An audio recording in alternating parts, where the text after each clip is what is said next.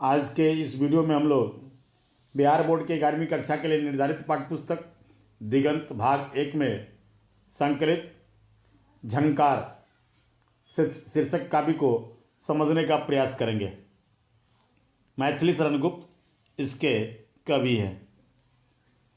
भारत के प्रथम राष्ट्र कवि तथा भारतीय जनमानस के प्रतिनिधि कवि के रूप में जाने जाने वाले मैथिली शरण गुप्त द्विवेदी युग के एक प्रमुख कवि हैं।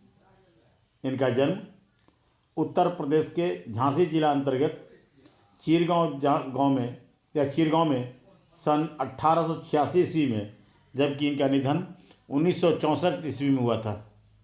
इनकी शिक्षा घर पर ही हुई। बावजूद इसके स्वाध्याय से इन्होंने हिंदी, संस्कृत, बांग्ला, उर्दू सहित अन्य भारतीय या अनेक भारतीय भाषाओं पर इनका समान अधिकार था। रंग में भंग, जयद्रथ वध, भारत भारती, पंचवटी, झंकार, साकेत, यशोधरा, द्वापर, जय भारत, विष्णुप्रिया, गुरुकुल, विकट भट्ट, सिद्धराज, बैतालिक, किसान, अनघ, तिलोत्तमा, चंद्रहास आदि इनकी प्रमुख कृतियाँ हैं। इसके अतिरिक्त पलासी का युद्ध, मेघनाथ वध और वृत्तसंहार का भी इन्होंने अनुवाद किया है। राष्ट्रीय आंदोलन से मैथिली शरण गुप्त का एक गहरा संबंध रहा है। इन्होंने अपनी कविताओं के माध्यम से आधुनिक भारतीय जीवन दर्शन को समझने और फिर उसे समझाने का भी प्रयास किया है।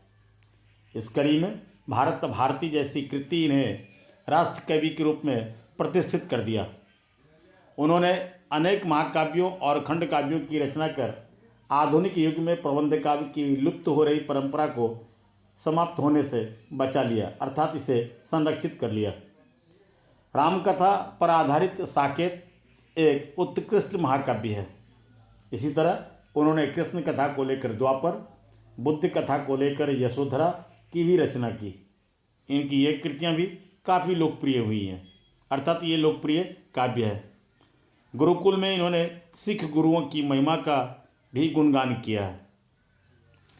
खड़ीवली को काव्य की भाषा बनाए जाने की शुरुआत भले ही भारतेंदु हरिश्चंद्र के समय हुआ हो, पर उसका विकास और उसकी स्वीकार्यता निसंदेह द्विवेदी युग में ही हुआ। इसमें मैथिली शरण गुप्त की भूमिका विशेष उल्लेखनीय है। इस तरह कुल मिलाकर प्राचीन के प्रति पूज्य भावना और नवीन के प्रति उत्साहपूर्ण स्वागत मैथिली शरण गुप्त की कविताओं की विशेषता है या विशेषता रही है। प्रस्तुत उक्त काव्य झंकार मैथिली शरण गुप्त की विरचित काव्य संकलन झंकार से उद्धृत है। द्विवेदी युग के प्रतिनिधि कवि की यह राष्ट्रीय चेतना से ओतप्रोत एक ऐसी कविता है जिसमें संपूर्ण राष्ट्र की एकीभूत मुक्ति की कामना मुखरित हुई है। यह एक गीति रचना है। स्वामी विवेकानंद सहित अन्य चिंतकों से प्रभावित मैथिली शरण गुप्त की यह कविता राष्ट्रीय चेतना का वाहक है। किसी देश का उत्थान अथवा विकास तभी संभव है जब देश का प्रत्येक नागरिक, चाहे वह किसी भी कार्य व्यापार में लगा हो, यदि वह राष्ट्र की उन्नति के पवित्र भाव से काम करता है तो अवश्य ही राष्ट्र का कल्याण होगा। एक देशभक्त की तरह कवि यहाँ कहते हैं कि देश के उत्थान के लिए वे अपने शरीर की शिराओं को बीना का तार बनाने तक के लिए तैयार हैं। उन्हें आघात, चोट अथवा वारों की कोई चिंता नहीं, बस उनसे निकलने वाली झंकार संपूर्ण संसार में सुनाई पड़े। उनकी तो बस इतनी सी इच्छा है कि देश की उन्नति में वे प्रकृति का सहयोगी बने, ताकि देश की उन्नति के जितने भी सुर हैं सभी झंकृत हों। उनके सिराओं से निकलने वाली ध्वनि देश और काल की सीमाओं से मुक्त सर्वत्र गुंजयमान हो, बस इसी के वे आकांक्षी हैं। अगले पद में कवि कहते हैं कि हमारे शत्रु चाहे जिस रूप में प्रहार करना चाहते हैं वे करें, मैं उनके हर तरह के प्रहार को सहने के लिए प्रस्तुत हूँ।